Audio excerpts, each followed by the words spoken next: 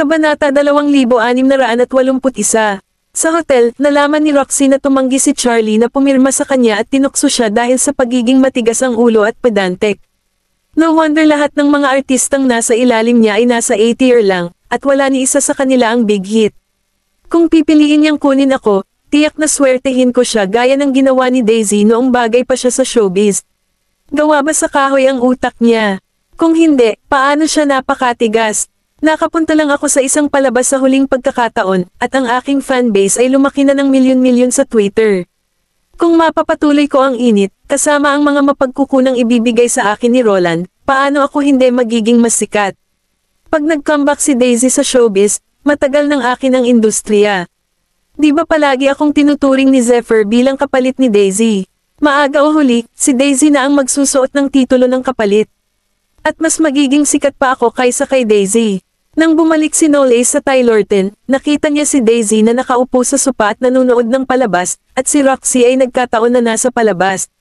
Kinuha niya ang tablet. Ano ang pinapanood mo? Nagtaas ng ulo si Daisy. I must say, medyo kamukha ko siya. Pinatay ni Noel Ace ang video, inilagay ang tablet sa mesa, at saka umupo. Maaaring kamukha mo siya, ngunit hindi siya magiging kasing galing mo. Napangiti si Daisy. Saan ka nang galing? Pumunta ako para makita si Charlie. Pumunta ka ba kay Mr. Johnson? Tumungo siya. Gusto ng mga kasosyo ni Tenet na idirekta ang kanilang mga mapagkukunan sa babaeng iyon, at hiniling nila kay Charlie na kunin siya sa ilalim niya, ngunit tumanggi si Charlie. Ibinaba ni Daisy ang kanyang tingin. Actually, malapit nang mag-expire ang kontrata ko sa Tenet, at aalis na ako sa agency pagdating ng panahon. Sa kalaunan ay magkakaroon ng mas maraming newbies ang Tenet sa ilalim nila, kaya hindi mahalaga sa akin kung gusto nilang bigyan siya ng mas maraming mapagkukunan. Bukod dito, pinayagan siya ng ahensya na magdebut sa pamagat na Daisy Jr. Iyan ay isa pang ordinaryong paraan ng marketing.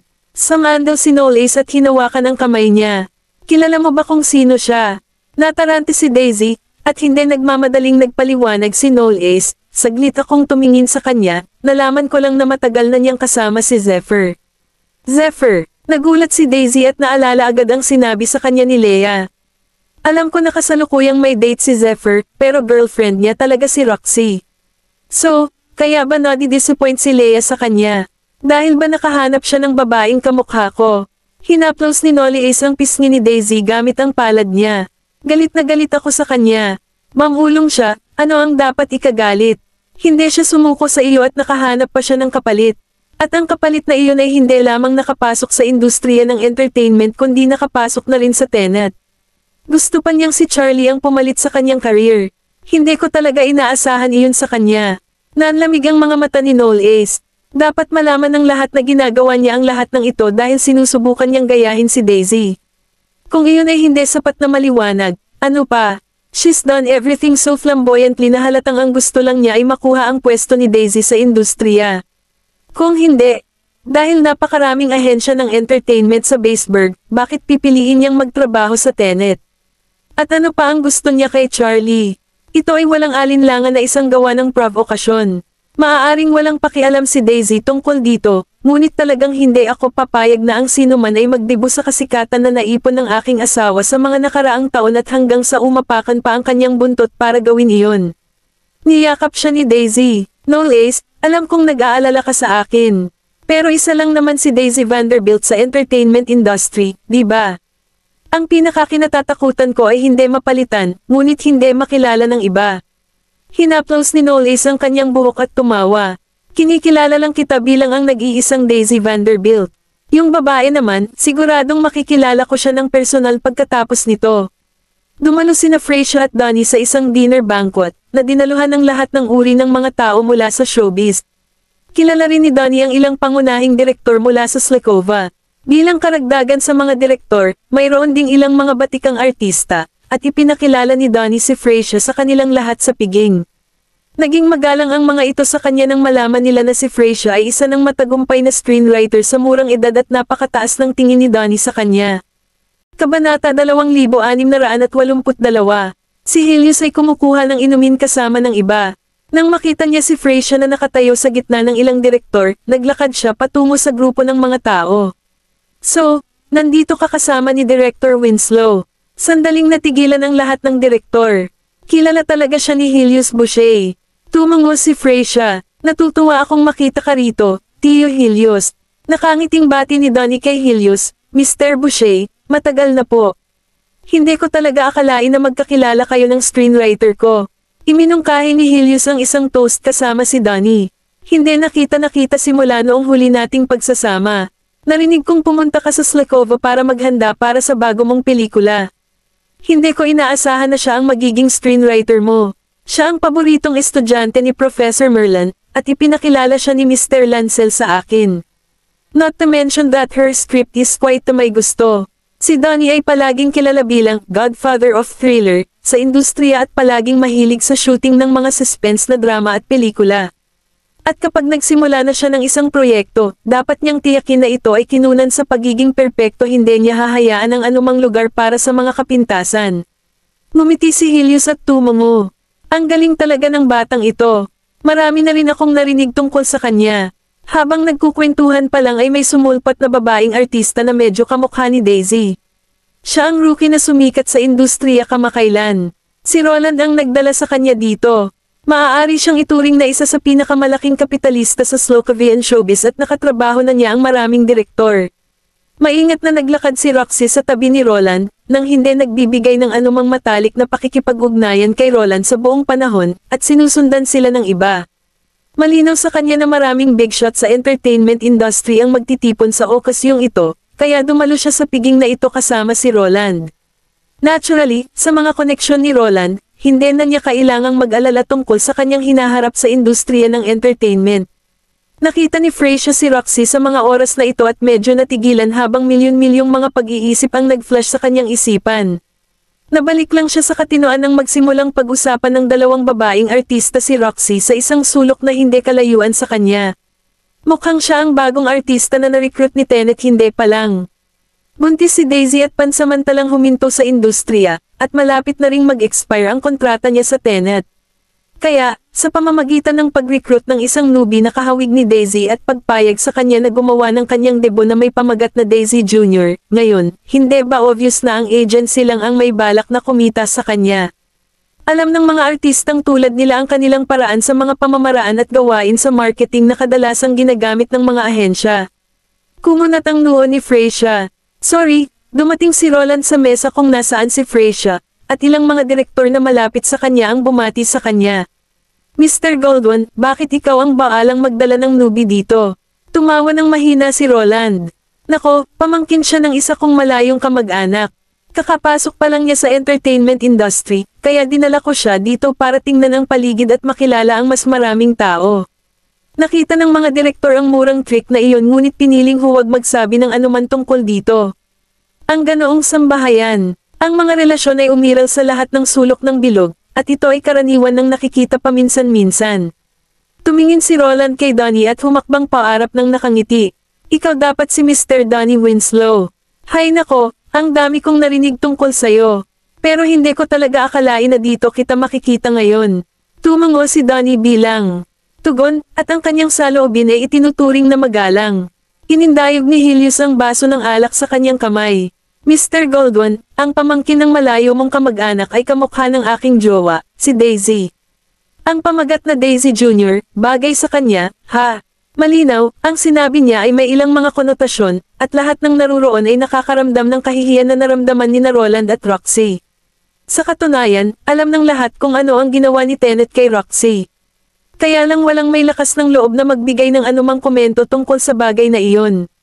Gayunpaman, malamang na si Helios lamang sa industriya ang maglalakas loob na ipakita ang kanyang hindi pagsang-ayon. Pagkatapos ng lahat, ang relasyon sa pagitan ng Butchers at Goldmans ay imposibleng malapit. Inakala ng lahat na naruroon na iiwasan ni Roxy ang pagdududa at ibahin ang usapan, ngunit sa halip ay ipinagmamalaki niya ang katangian. Salamat sa papuri, Mr. Boucher. Karangalan ko na makasama si Miss Vanderbilt. Mukhang makahulugan ang mga ekspresyon ng bawat isa. Maging si Roland ay hindi maiwasang mabalisa sa kanyang sinabi at nagmamadaling nagpaliwanag sa kanyang ngalan, Mr. Boucher, mangyaring huwag mo siyang pansinin. Hindi niya lang alam kung ano ang nararapat na sabihin. Dahan-daang ininom ni Helios ang alak. Ayos lang. I'm very pleased that my goddaughter has such an influence in showbiz. Kabanata 2683. Alam ng sino mang may utak ang gustong sabihin ni Helios. Nakapagdibo si Roxy gamit ang katanyagan ni Daisy. Hindi ba't nangangahulugan ito na talagang malaki ang impluensya ni Daisy sa industriya? Maya-maya lang ay naintindihan na ni Roxy ang undertone ng sinabi nito at hinigpitan niya ang hawak sa wine glass. Kung si Daisy ay walang background bilang anak ng mga Goldman, paano siya makakaakyat sa kung nasaan siya ngayon? Kung mayroon din akong parehong background, kailangan ko pa bang narito at nakikinig sa lahat ng mga mapang-uyam na pananalita na ibinabato sa akin? Napaka-unfair ng Diyos. Ang ilang mga tao ay nakatakdang magsimula sa tuktok ng isang bundok kapag sila ay ipinanganak. Hindi nila kailangang ipaglaban ang gusto nila, at ang kailangan lang nilang gawin ay abutin, at makukuha nila kaagad ang gusto nila. Siya nga pala, Mr. Winslow, nabalitaan ko na nagpaplano kang magsimulang mag-shoot ng isang pelikula at nagpapalabas ka pa rin ng mga artista at artista. Matapos marinig ang tanong ni Roland, agad na napaisip ang lahat. Talagang pupunta siya sa ganitong lawak para lang makuha ang pamangkin ng kanyang kamag-anak ng ilang mapagkukunan. Inilapag ni Donnie ang kanyang baso ng alak sa mesa. Talaga, nakangiti agad na tanong ni Roland, kung ganoon, makikita mo ba kung may role na babagay kay Roxy? Baka mabigyan mo siya ng pagkakataon sa tryout. Tanong ni Donnie, nakasali na ba siya sa anumang pelikula bago ito? Ang tanong na ito ay natigilan kay Roland. Hindi, rookie pa lang siya sa industriya.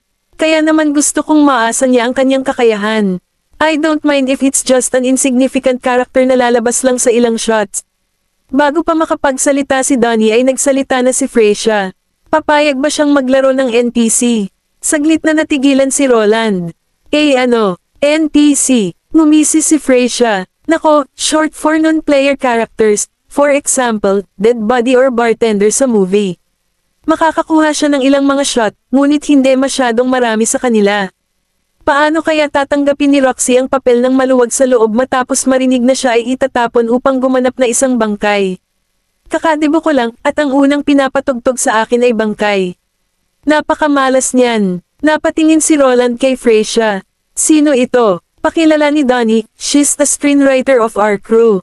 Ang storyline ng bago kong pelikula ay nagmula sa adaptasyon ng kanyang script. Nang mabalitaan ni Roxy na screenwriter lang si Freya, mula sa kaibuturan ng kanyang puso ay tiningnan niya ito ng masama. Director Winslow, mukhang sinusubukan ako ng iyong screenwriter na ipahiya sa publiko, hindi ba? Itong puti ay isang screenwriter lamang.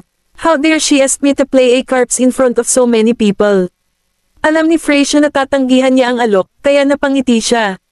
Tama na yan. Hindi talaga bagay sa papel ng bangkay ang mukha mo. Nagtawanan ng dalawang artista na pinakamalapit sa kanila.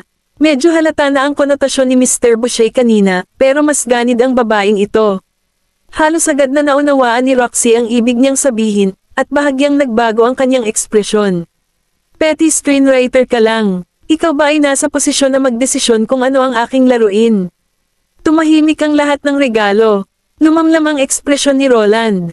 Pagkatapos ay tumalikod siya at pinagsabihan siya, ganito ba ang ugali na dapat mong taglayin? Galit na galit si Roxy. Nagsasabi lang ako ng totoo. Kailangang ayusin ni Roland ang mga bagay para kay Roxy. Sorry talaga, maaari siyang maging pabigla-bigla paminsan-minsan, kaya huwag mo siyang pansinin. Walang awa na idinagdag ni Freya, hindi ko talaga mapakali na makatrabaho ang isang artistang walang biltod. Nang makitang hindi man lang siya nagpakita ng kaunting paggalang, medyo hindi nasisiyahan si Roland. Miss, although screenwriter ka, medyo sobra-sobra na ang sasabihin mo.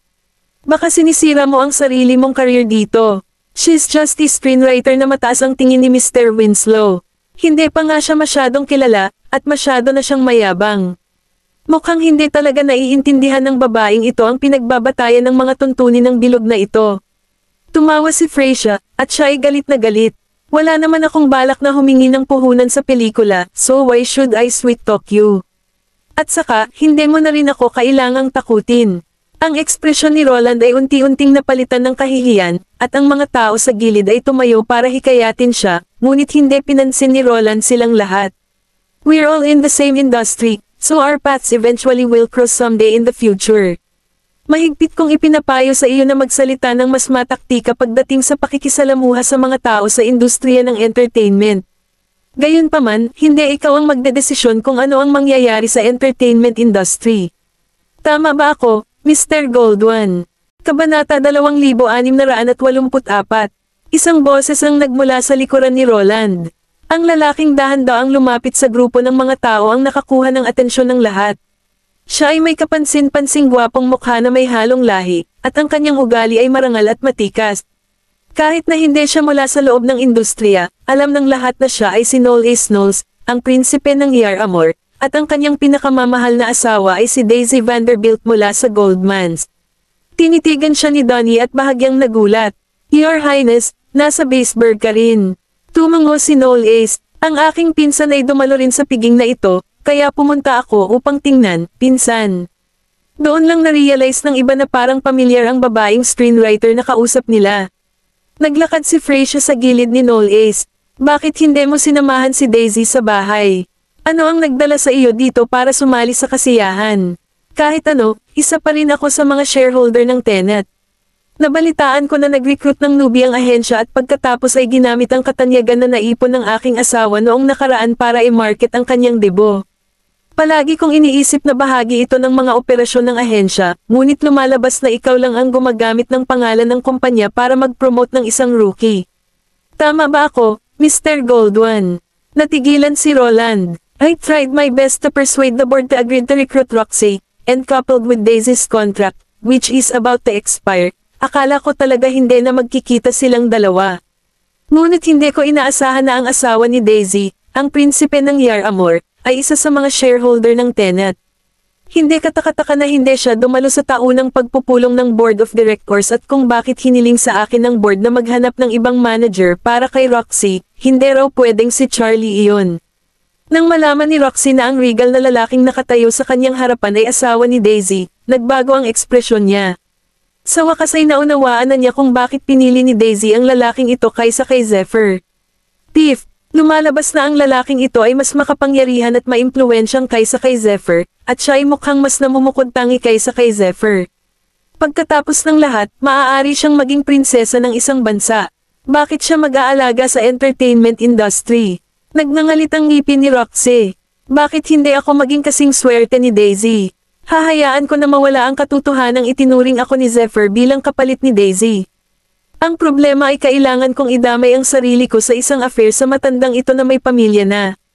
Nakakagalit ito. Si Roland ay hindi nang ahas na magsalita pa dahil hindi niya masyadong may pagtanggol si Roxy. Kung malalaman ito ng board ni Tenet, tiyak na mag-iiwan ito ng malaking epekto sa kanyang kinabukasan sa board. Sa huli, humingi lang siya ng tawad kay Freysia at umalis sa handaan kasama si Roxy. Ayaw umalis ni Roxy sa venue. Agad siyang nakipagtalo kay Roland nang makaalis sila sa banquet hall, iniwan siya, at umalis na mag-isa. Hindi tumigil doon ang handaan, at tumabi si Freysia kasama si Noel Ace. Anong problema ng artistang iyon na nagngangalang Roxy? Pinagsasamantalahan ba niya ang katanyagan ni Daisy? Madalas siyang nasa limelight ngayon, at ang departamento ng marketing ng ahensya ay naglalagay ng maraming pagsisikap sa hyping ng kanyang debut sa pamamagitan ng paghahambing sa kanya kay Daisy sa lahat ng oras. I was under the impression na ito ang gusto ng mga business partners ng Tenet, pero hindi ko inaasahan na si Mr. Goldwan pala ang nagdidirect ng lahat ng ito behind the scenes. Pinaikit ni Noel Ace ang kanyang mga mata. Maraming co-investor at shareholder ang Tenet, at ang chairman ng board ay bayaw ni Mr. Goldwan, kaya makatwiran para sa board na magpakita sa kanya ng ilang paggalang sa bagay na ito. Gayunpaman, para mahikayat ang mga kasosyo sa negosyo na hilingin sa Tenet na i-promote si Roxy at gamitin ang reputasyon ni Daisy para i-hype siya. Tila si Mr. Goldwan ang nagtulak sa likod ng mga eksena para bigyang daan ang babaeng ito. Nag-cross arms si Freysia. Kapag nagdibo ang isang bagong dating, kung may magagawa siya para magkasundo ang mga manunood na siya ang kahalili ni Daisy at kinoronahan siya bilang Daisy Jr., iyon ay isang paraan ng pagkilala. Gayunpaman, hindi ko pa siya nakikitang naglabas ng kahit isang play. Ang lahat ng nagawa niya sa ngayon ay i-hype ang sarili sa katanyagan ng ibang tao. Kung ang kabilang partido ay hindi sumang-ayon sa iyon, tiyak na ito ay sinadya. Nang isipin na wala talagang pakialam si Roxy na may kumpara kay Daisy, tila sinadya. Wala talagang pakialam si Daisy dito, pero hindi ko hahayaan na may magsamantala sa kanyang katanyagan. Ang babaeng ito ay hindi kasing simple ng kanyang nakikita. Pagkaraan ng ilang sandali, nagpaalam si Knowles kay Freya at umalis muna. Paglakad niya papuntang parking lot ay may biglang hamarang sa kanya. Kabanata 2685. Tumigil si Knowles, lumingon, at tumingin kay Roxy, na naglalakad palapit sa kanya. Ang kanyang ekspresyon ay mukhang kalmado at walang pakialam. Ikaw ang asawa ni Daisy, di ba? Narinig ko na may ilang chismis na nangyayari sa pagitan ng iyong asawa at ni Mr. Zephyr Gosling. Ang bawat lalaki ay tiyak na matrigger kung malalaman niya na ang kanyang asawa ay may relasyon sa ibang mga lalaki, kaya ako ay may tiwala na ang lalaking ito ay ganoon din. Kinalas ni Knowles ang strap ng kanyang relo at nagkunwaring naguguluhan. Anong klaseng chismis ang sinasabi mo? Isang matamis at bahagyang mapang-akit ng ngiti ang binigay ni Roxy. Nabalitaan kong niligawan ni Mr. Gosling si Daisy noon. Gayunpaman, hindi niya magawang mahalin siya pabalik at itinuring pa nga niya ako bilang kapalit niya. Nabalitaan ko rin na parang may relasyon sila. May alam ka ba tungkol sa paninirang puri? Nanlamig ang ekspresyon ni Roxy. Isang mahinang ngiti ang pinakawalan niya.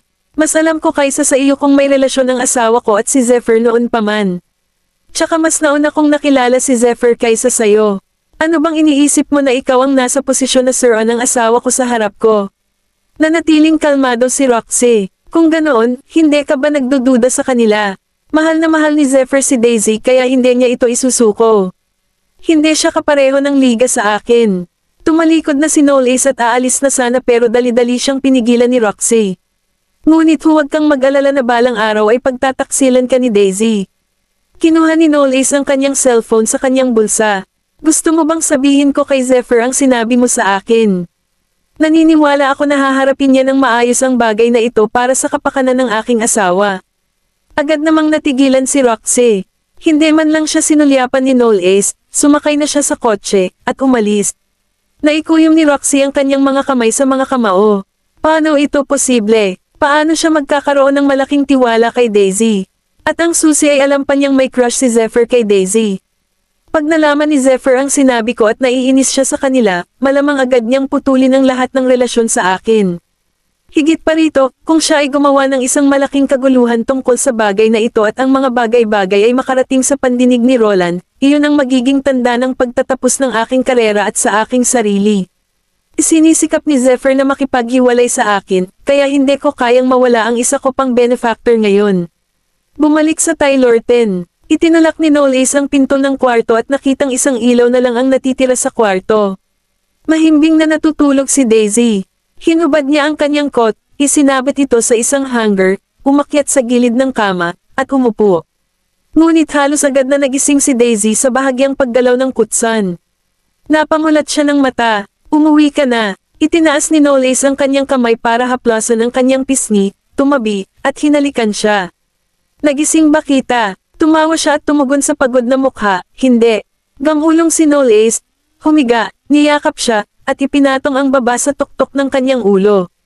Matulog ka na ulit, nandito lang ako. Nakayakap si Daisy at nagpatuloy sa pagtulog. Matapos makatulog, ginamit ni Knowles ang kanyang cellphone para magpadala ng text message kay Leah, na humihiling sa kanya na tanungin si Zephyr. Labas bukas, akmang matutulog na si Leah, nakatanggap siya ng mensahe mula kay Daisy na humihiling sa kanya na palabasin si Zephyr. Noong una, akala niya ay si Daisy iyon, ngunit hindi siya ang tono ng text. May naisip siya, ikaw ba si Knowles? Oo, may gusto akong kausapin sa kanya. Sorry kung naabala kita. Okay, kinabukasan. Maagang dumating si Knowles sa restaurant at naghintay. Humigop siya sa kanyang tasa ng tsa hanggang sa lumitaw si Zephyr. Nakatanggap si Zephyr ng mensahe mula kay Leah na nagsasabing gusto siyang makita ni Knowles, at halos mahulaan niya ang dahilan sa likod ng pagkikitang ito. Umupo siya. Tinanong mo ba akong makilala? Pinutol ni Knowles ang paghabol at tinanong, nililigawan mo ba ang babaeng nagngangalang Roxy? Kumunat ang noo ni Zephyr. I did date her before, but I broke up with her long time ago. Ano ang problema? Lumabas ka ba dito para lang tanungin ako tungkol sa kanya? Ibinaba ni Knowles ang kanyang tasa at itinaas ang kanyang tingin. Si Roxy ay pumasok sa entertainment industry at na-recruit ng Tenet. Sa tingin ko dapat mo ring malaman ang tungkol dito. Wala itong kinalaman sa akin. Kabanata 2686. Nagbuhos si Zephyr ng isang tasa ng tsaa. Pinagsalikop ni Knowles ang kanyang mga daliri. Sinadya niyang ilabas sa harap ko ang relasyon niyo ni Daisy. Nagbabalak na maghasik ng alitan sa pagitan namin ni Daisy. I bet na ginagawa niya yun dahil sa'yo, right? Tumigil sandali si Zephyr ngunit hindi umimik. Ni-date mo siya kasi kamukha niya si Daisy, kaya kinuha mo siya bilang substitute. Nagtataglay na siya ngayon ng sama ng loob laban sa iyo, at para makaganti sa iyo, sinasadya niyang pumasok sa Tenet, gusto niyang kunin siya ni Charlie sa ilalim niya, at sinamantala pa ang katanyagan ni Daisy para sa sarili niyang marketing. Lahat ng mga pagkilos na ito ay tila napaka-provocative, kaya kahit na sinusubukan niyang pukawin ka o si Daisy, dapat palaging may dahilan sa likod ng kanyang mga aksyon. Ibinaba ni Zephyr ang teapot at tumangala. Ano ba talaga ang gusto mo? Napangisi si Knowles, buntis na si Daisy, kaya ayokong madala siya sa gulo na ito. At saka, ito ay isang bagay sa pagitan mo at niya. Ikaw ang nagpapasok ng demonyo sa bahay, kaya hindi ba dapat ikaw ang maglilinis nitong kalat? Nakita na ni Knowles ang lahat. Obvious naman na ginagawa ni Roxy dahil kay Zephyr. Itinapon siya ni Zephyr, at hindi siya nakipagkasundo sa pagiging kapalit ni Daisy ni Zephyr at natapon sa huli. Siya ay isang babae na may kaunting mga lihim na motibo, kaya madali niya itong hahayaan. Gayunpaman, ito ay isang bagay sa pagitan nila. Hindi ako tatayo sa tabi kapag si Daisy, na inosente, ay kinaladkad sa gitna ng kaguluhang ito. Pagkaalis ni Knowles, tinawagan ni Zephyr si Roxy. Ano ang sinabi mo kay Knowles bago ito? Sa kabilang dulo ng tawag, natigilan si Roxy. Nagtatanong itong tono. Baka sinabi niya sa kanya ang tungkol sa aming munting pag-uusap. Kinagat niya ang kanyang lobby. Ano pa ba ang masasabi ko? Binibigyan ko lang siya ng totoo. Tinawagan mo lang ako para tanungin ako. Zephyr Gosling, gaano ka kawalang puso? Roxy Van Dam, binabalaan kita sa huling pagkakataon. Mas mabuting huwag mong idamay si Daisy sa ating mga gawain. Since kailan ko pa siya pinasali? Napasok ko lang ang sarili ko sa Tenet, at iyon na. Ano ang problema? Nakakainis ka ba nito? Napangisi si Roxy. Zephyr, sinabi ko sa iyo na hindi mo ako basta-basta itatapon. Kung talagang nag-aalala ka na baka may gawin akong makakasira kay Daisy, papakasalan kita kung ako sayo. Naging malungkot ang ekspresyon ni Zephyr. Gusto mo pakasalan kita? Hindi ka karapat-dapat sa aking kamay. Pagkatapos ay ibinabanan niya ang telepono. Sa sobrang inis ni Roxy ay inihagis niya ang kanyang telepono sa kama. Di ako karapat-dapat sa'yo. Sooner or later, mapipilitin kang pakasalan ako kahit ayaw mo. Sa opisina ng chairman ng Tenet, si Jalen Furman, ang chairman ng kumpanya, ay ipinatawag si Roland sa kanyang opisina at hiniling sa kanya na magpaliwanag ang desisyon niyang isama si Roxy sa handaan noong nakaraang gabi. Kinagat ni Roland ang bala at nagpaliwanag, Jalen, ginagawa ko rin ito para sa kapakanan ng kumpanya. Nakikita mo, si Roxy ay sumikat ng napakabilis kamakailan. Kung mapapasikat pa natin siya, hindi ito makakasama sa kumpanya natin. Binato siya ni Jalen ang magazine bigla. Magbasa ka para sa iyong sarili. Kinuha ni Roland ang magazine, at ang sinabi ng magazine ay dinala niya si Roxy sa handaan at sinubukan sa publiko na i-promote ang kanyang pamangkin sa lahat ng mga big shot na naruroon upang makuha ang kanyang mas maraming mapagkukunan sa industriya. Nagulat si Roland. Ito, isang pamangkin. Sinaman siya ng tingin ni Jalen. Bakit hindi ko alam na may pamangkin ka? Si Jalen, siya talaga. Ang pamangkin ng isa sa malayong kamag-anak natin. Wala akong pakialam kung sino siya.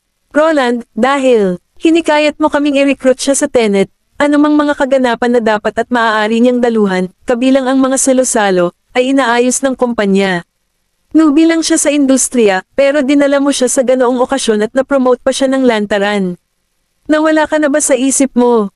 At hindi ito ang pinakamalaking tard na ibinalik mo mula sa piging. Sinaktan mo talaga si Frasier Pruitt dahil kay Roxy. Alam mo ba kung sino siya? Siya ang pangalawang manugang ng Goldman, ang hipag ni Daisy. Yung pamangkin mo, gusto mo siyang umarte sa latest project ni Director Winslow. Sino lang siya sa tingin mo? Isang aktres na nanalo ng bagong award. Huminga ng malalim si Jalen at binalaan siya. Wala akong pakialam kung gaano mo kagustuhan ng mga business partner mo na sumikat si Roxy, pero nagsalita na si Knowles. Hindi na siya pinapayagang gamitin ang reputasyon ni Daisy para sa marketing ng kanyang debo. Panghuli, kung gumawa ka ng anumang bagay na ha-attack muli sa putik ng reputasyon ni Tenet, huwag mo akong sisihin sa hindi pagtrato sa iyo na parang bayaw. Kabanata 2687. Pagkasabi noon ay umalis na si Jaylen sa kanyang opisina nang hindi lumilingon. Kalalabas lang ni Roxy sa elevator at nakita niya si Roland.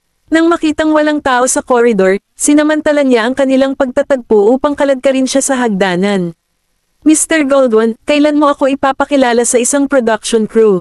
Wala sa mood si Roland. Nang makitang walang ingat pa rin itong kumikilos sa kumpanya, diretsyong tinulak siya nito palayo. Roxy, nangako ako na tutulungan kitang makapasok sa entertainment industry, pero mas mabuting huwag mo na akong bigyan ng gulo. Ang unang bagay na dapat mong gawin ay ang lumayo sa akin kapag nasa kumpanya tayo. Tumawa si Roxy at ipinulupot ang mga braso sa leeg niya. Hindi mo ba naisip na ito ay kapana-panabik? Mr. Goldwyn, mangyaring huwag mo akong pabayaan. Malulungkot ako kung gagawin mo iyon sa akin. Magiliw at mapang-akit ang kilos ni Roxy. Pinakagusto ni Roland ang ganoong ugali, kaya hindi nagtagal ay nahulog na naman siya sa alindog nito. Ngunit hindi nila napansin na may nagkataong dumaan sa hagdanan sa itaas. Si Knowles at Charlie ay umiinom ng tsaa sa opisina. Pinitik ni Charlie ang takip ng tasa at iniulat ang kanyang natuklasan. Tinanong ko si Mrs. Furman kung gaano karaming malalayong kamag-anak at pamangkin mayroon ng Goldwyns. Ayon sa kanya, wala ni isa sa kanila ang kaedad ni Roxy kaya parang may fishy na nangyayari sa pagitan ni na Mr. Goldwyn at Roxy. Sumimsim si Knowles sa kanyang tasa, ngunit bago pa man siya makapagsalita, biglang pumasok ang assistant ni Charlie na may pagtataka. Shock! Nang makitang nandoon din si Knowles, natigilan siya ng ilang segundo. Hindi man lang inangat ni Charlie ang kanyang tingin. Nahulog ba ang langit noong nasa banyo ka? Nilunok ng katulong ang kanyang laway, at matapos mahabol ang kanyang hininga, napabulalas siya, ang paghahayag na ito ay mas malaki kaysa sa pagbagsak ng langit. Hindi ko alam kung dapat ko bang ilantad o hindi. Alam ni Charlie na siya ay may ilang mga pag-aalinlangan, kaya't itinaas niya ang kanyang ulo. Puntahan mo na lang. Hulaan mo kung sino ang nakita ko sa hagdanan. Sina Roxy at Mr. Goldwyn. May affair sila. Saglit na natigilan si Charlie. Ano ang sinabi mo? Totoo naman. Nakita ko sila ng sarili kong mga mata. Magkayakap at naglalambingan sila sa may hagdanan. Ito ay nakakasakit talaga ng tiyan. Talagang natakot ang katulong. Salamat sa Diyos at hindi ako nakagawa ng ingay nang marinig ko ang kaguluhan. Kung malalaman nila ang tungkol sa akin, malamang nasapilitang kaladkarin ako sa panibagong kaguluhan. Napatingin si Charlie kay Knowles, na hindi nagbabago ang ekspresyon. Si Mr. Goldwyn ay nag-recruit kay Roxy, at walang sino man ang nag-alinlangan sa dahilan na ibinigay ni Mr. Goldwyn, na nagsasabing gusto ng aming mga kasosyo sa negosyo na maitulak si Roxy sa limelight sa lalong madaling panahon. Pero hindi ko talaga inaasahan na ganito ang mangyayari. Hindi nakakagulat na isipin ni Knowles na kainahinala si Roxy. Tinanong ni Charlie si Knowles, ano sa palagay mo ang bagay na ito? Mahinahong tumugon si Knowles, kailangan kong makilala ang kanyang asawa balang araw. Mabilis siyang pinigilan ni Charlie. Huwag kang masyadong padalos-dalos. Kahit na nakita niya ito, wala kaming anumang tunay na ebidensya. Baka hindi maniwala si Mrs. Goldwyn sa mga sinasabi mo. Nakangiting paliwanag ni Knowles, huwag kang mag-alala. Hindi ko naman kailangan na maniwala agad siya sa mga sinasabi ko. Kailangan ko lang siyang magduda sa asawa niya. Kinabukasan, personal na nakipag-ugnayan si Knowles sa asawa ni Roland, at nagkita ang dalawa sa isang kafe. Matapos sabihin sa kanya ni Knowles ang tungkol sa mga chismis na kumakalat sa kumpanya, sinuwi siya ni Mrs. Goldwyn nang may pagtatampo. Huwag kang maglakas loob na sir-on si Roland sa harap ko. Naging abala siya sa trabaho buong araw-araw. At bagong recruit lang siya para sa agency ng bayaw niya, so how would he dare to do something like that? Hawak ni Knowles ang isang coffee mug sa kanyang kamay. Mayroon din akong business relationship sa Tenet.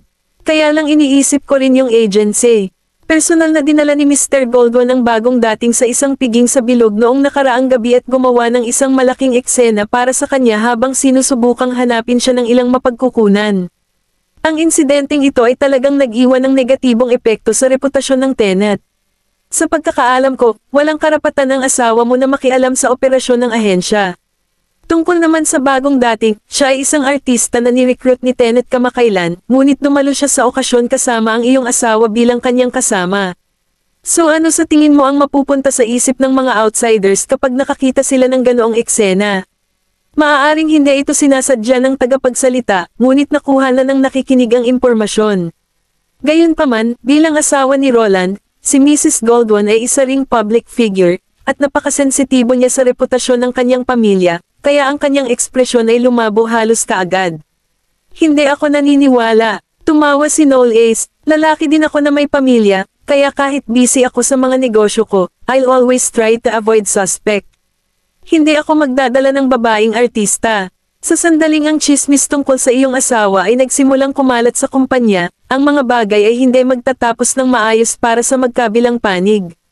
Kaya, naniniwala akong hindi mo gustong makitang Sir Andy ng asawa mo ang ahensya, di ba? Kabanata 2688. Makalipas ang ilang araw, sumali si Roxy sa isang cast sa tulong ni Roland. Ang kanyang pagdating ay nakuha pa nga ang orihinal na female lead na inalis sa cast, dahil si Roxy ang dapat na pumalit sa papel ng female lead dahil ang crew ay nakatanggap ng sponsorship mula sa kanyang benefactor. Nag-post si Roxy ng post sa Twitter tungkol sa pagsali sa film ng crew. Sunod-sunod na magagandang larawan niya ang sumunod dito. Kinunan pa niya ang mga ito mula sa eksaktong anggulo na kinunan siya ni Daisy noon. Naging dahilan ito upang muling magkaugnay ang mga pangalan ng dalawang artista sa Google Trends at Twitter. Ang ganitong pag-uugali ay umaakit ng maraming paghamak mula sa mga tagahanga ni Daisy. Marami sa kanila ang pumunta sa Twitter account ni Roxy at ni-retweet ang kanyang tweet, at habang ginagawa iyon, binabash nila siya at sinabihan siyang itigil ang pagtali sa sarili kay Daisy para i-hype ang sarili. Akala ng marami, tatanggalin niya ang post pagkatapos ng lahat ng atensyong nakuha niya. Gayunpaman, walang inaasahan na kukutsain niya ang mga tagahanga ni Daisy, na sinasabing pinapuna lang siya ng mga ito dahil nag-aalala sila na ang kanilang artista ay hindi na nauugnay pagkatapos bumalik mula sa kanyang hiatus. Ang kanyang kayabangan ay lubos na ikinagalit ng mga tagahanga ni Daisy. Naramdaman pa ng ilang netizens na ganito na siya kapangahas bago siya sumikat. Maliit na bilang lamang ng mga netizens ang nag-isip na ang mga tagahanga ni Daisy ay dapat lamang naisipin ang kanilang sariling negosyo. Pagkatapos ng lahat, ang paggawa ng chismis at hype ay hindi ilegal, kaya hindi nila kailangang maging seryoso. Gayunpaman, si Roxy ay walang karanasan sa paggawa ng pelikula at bahagyang pinalaki ang mga kasanayan sa pag-arte. Dahil dito, natahimik ang lahat ng mga artistang kasama niya sa crew. Pagkatapos ng lahat, siya ay nagpaparachute sa crew sa isang tahasang paraan at pinalayas pa ang orihinal na babaeng lead. Bagamat bagong dating din ang orihinal na aktres, at least kakagraduate lang niya mula sa isang akademya ng pelikula. Gayunpaman, sa pagtatapos ng araw, ang kanyang mga kasanayan ay hindi pa rin mapapantayan para sa dalisay na kapangyarihan ng kapitalismo, at siya ay pinalitan lamang pagkatapos ng ilang araw ng paggawa ng pelikula. Masyadong puno ng sarili ang Tenet ngayon.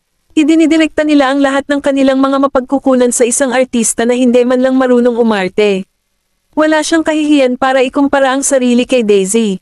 Hindi umaasa si Daisy sa anumang mapagkukunan na maibibigay sa kanya ng kanyang pamilya, ngunit ang baguhan na ito, sa palagay ko ay hindi na siya makapaghintay na ipahayag sa buong mundo na nakuha niya ang papel na ito dahil nagdala siya ng mga pondo sa proyekto. Dalawang aktres ang nagbabadmouth kay Roxy sa dressing room, at narinig lang sila ng huli. Pumasok si Roxy. Kung may kakayahan ka, maaari ka ring magdala ng pondo sa crew.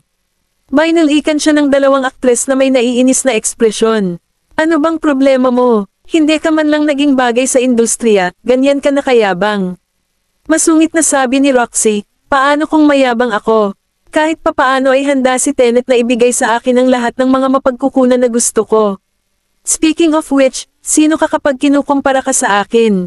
Maaari mo bang makuha ang iyong mga kamay sa mga mapagkukunan na mayroon ako? Maniwala ka man o hindi, ang kailangan ko lang gawin ay magbitaw ng maikling pangungusap, at aalis na kayong dalawa rito. Isang artista ang tumayo mula sa kanyang upuan. If you are as influential as you portray yourself to be, paalisan mo kami. Ano sa tingin mo nandito kaming lahat na kusang loob na sumusuporta sa iyong tungkulin? Ang mga aktor pagkatapos ay lumabas ng silid na galit na. Galit, sa sobrang galit ni Roxy ay tinawagan niya agad si Roland. Nang matapos ang tawag, siya instantly complained in an aggrieved and coquettish tone, Mr. Goldwyn, nabuli lang ako sa set. Gusto nilang makaalis ako sa set. Sa hindi inaasahang pagkakataon, hindi sumagot ang kabilang partido, at saglit na natigilan si Roxy. Mr. Goldwyn, bakit hindi mo ako kinakausap? Nagsisimula ka na bang ayawan sa akin? Sa sandaling iyon, ang gagandong ng isang babae ay nagmula sa kabilang dulo ng tawag sa telepono.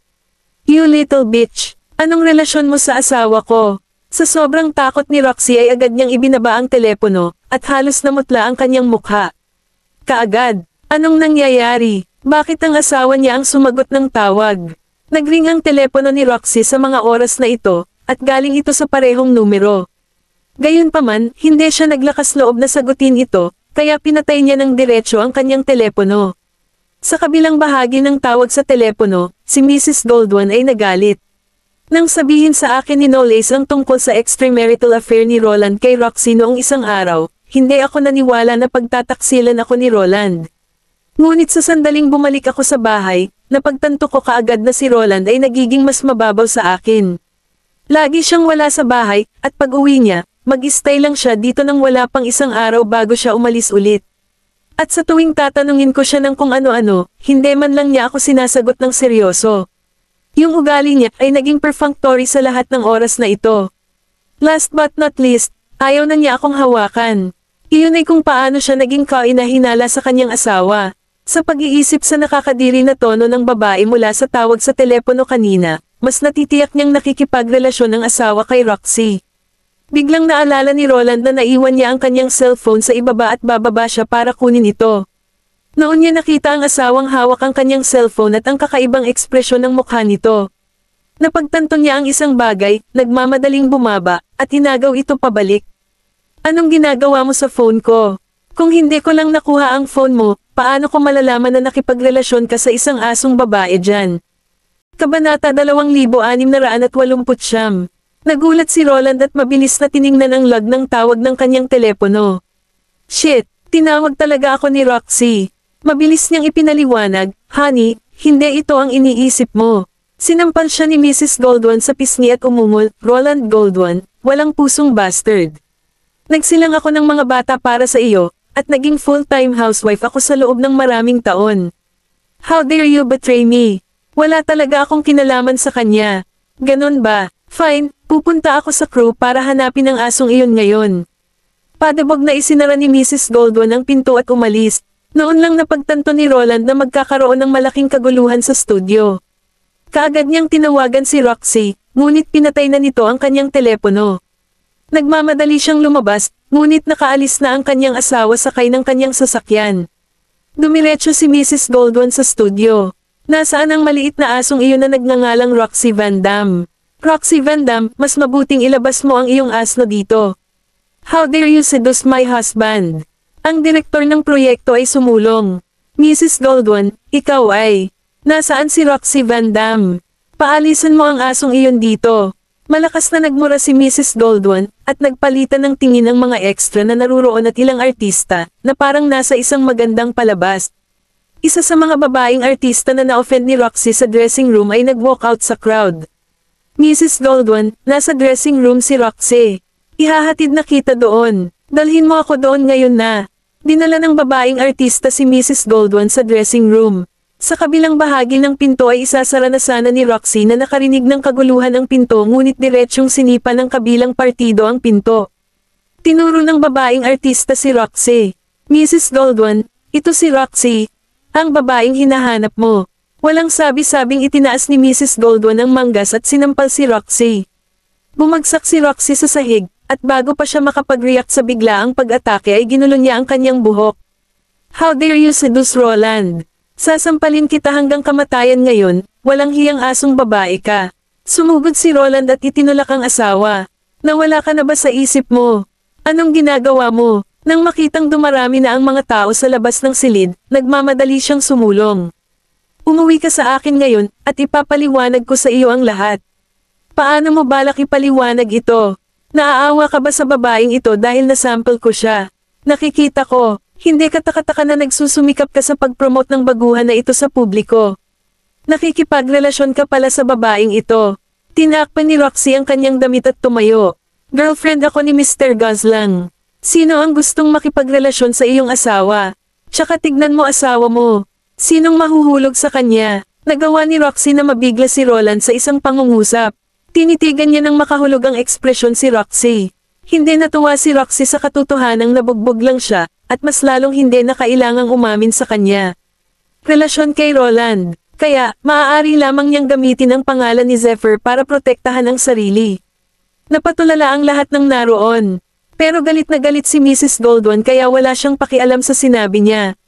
Lumapit ito sa kanya at sinimulan siyang hampasin muli. Walang paraan na niloloko kita.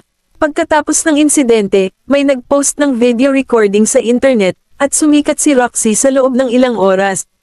Sa video, siya ay binugbog ng asawa ni Roland, at ang benefactor na umalali sa kanya mula sa likod ng mga eksena ay direktang na-expose sa pamamagitan ng video. Ito ay malinaw na hindi Tenet, ngunit sa halip ay si Roland. Agad na binansagan si Roxy bilang homewrecker. Nadala rin si Zephyr sa lahat ng online drama, at maraming netizens ang pumunta sa kanyang social media at nagtanong kung nakipag-date na ba siya kay Roxy bago. Ito, hindi nagtagal, nag-post si Zephyr ng isang kwento upang linawin ang lahat. #we're break up since long ago. Wala sa mga ito ang may kinalaman sa akin. Samantala, si Roxy ay inaabuso ng buong internet, na sinasabing sinasamantala niya ang reputasyon ni Daisy. Ang kanyang pagsisikap ay nagsimula lamang upang makita ang ilang mga resulta, ngunit ang kanyang pagmamataas ay sumire sa lahat para sa kanya. Nahuli pa nga siya ng asawa ni Roland dahil sa pakikipagrelasyon kay Roland, at ang Twitter niya ay binaha ng napakaraming komento na muntik ng mag-crash. Hindi lamang nalaman ng mga netizens na sumailalim si Roxy sa maraming plastic surgeries at pinalitan ang kanyang pangalan, ngunit natagpuan din nila ang kanyang tunay na pagkakakilanlan at background. Mukhang wala siyang kinalaman sa mga kamag-anak ni Roland. Matapos matuklasan ang kanyang mga larawan at orihinal na pangalan, ilan sa kanyang mga kaibigan na nakakilala sa kanya bago siya sumailalim sa mga plastic surgeries ay nagsabing siya ay isang puto noon.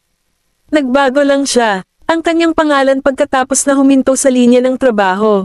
Kabanata 2690. Si Roxy ay binugbog at ipinadala sa ospital. Gayunpaman, kahit na ang mga pasyente na kasama niya sa parehong ward ay ayaw na manatili sa kanya dahil sa kanyang reputasyon. Sa kabilang dulo ng komedya na ito, bumaba ng 13% ang stock ng Tenet sa wala pang isang araw. Napilitan si Roland na maglabas ng press release para malinawan ang relasyon nila ni Roxy. Ang mga opisyal ng Tenet ay naglabas din ng isang post sa lahat ng kanilang mga platform sa social media, na nagsasabing tinapos na nila ang kanilang kontrata kay Roxy. Si Roxy ay nakilala na ngayon bilang artista na pinalaya sa bilog hindi nagtagal matapos mapunta sa isang lugar sa industriya siya ay naging biro sa internet. Sa patuloy na pagkalat at pag-ferment sa internet, tuluyang na-blacklist si Roxy sa showbiz. Pansamantalang na-deactivate ang kanyang Twitter upang iligtas ang trap-ikong kinakaharap ng Twitter mula noong siya ay bumagsak. Nang makita ito, maaari na lamang niyang gamitin ang kanyang huling panlilinlang, at iyon ay ang tumawag sa mga Gosling at sabihin sa kanila na siya ay buntis sa anak ni Zephyr.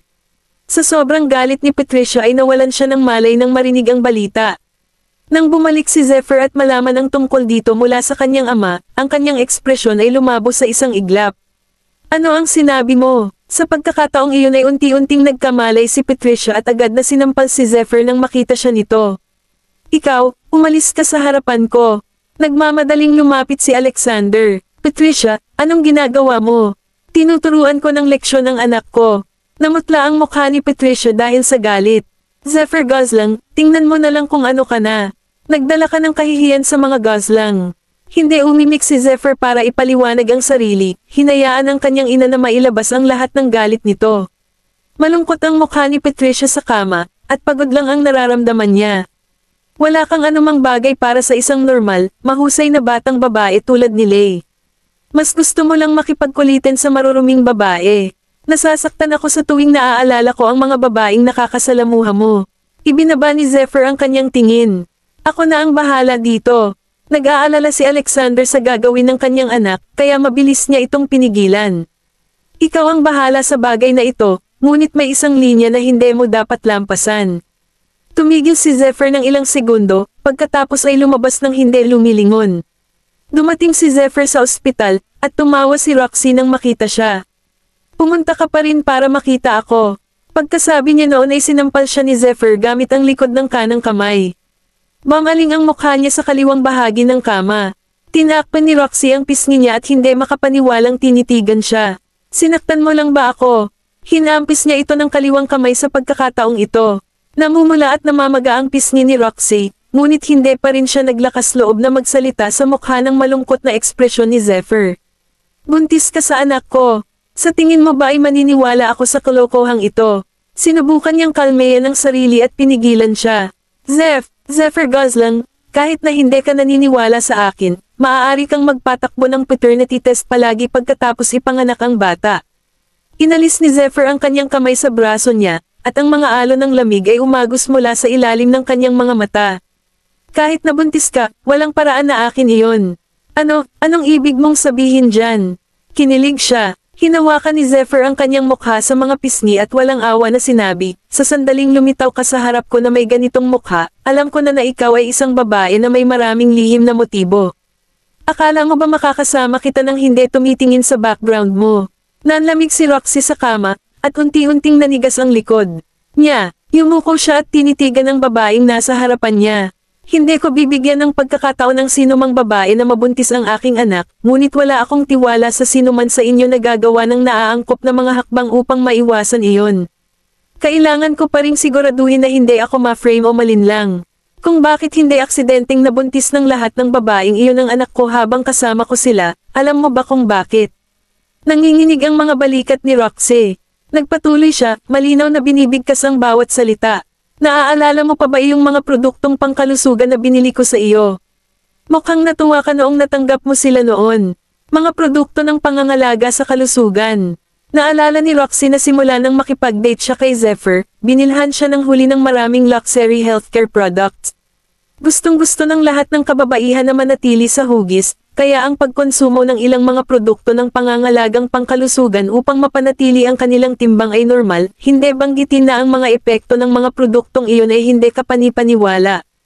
Possible ba para sa mga produktong pangkalusugan na iyon? Tama na yan. Ang mga produktong pangkalusugan na ibinigay ko sa iyo ay naglalaman ng mataas na halaga ng mast xylene at ketone. Mas masunurin yung ibang babae na nauna sa'yo, at hindi sila nagtagal sa tabi ko, kaya dapat hindi sila masyadong naapektuhan.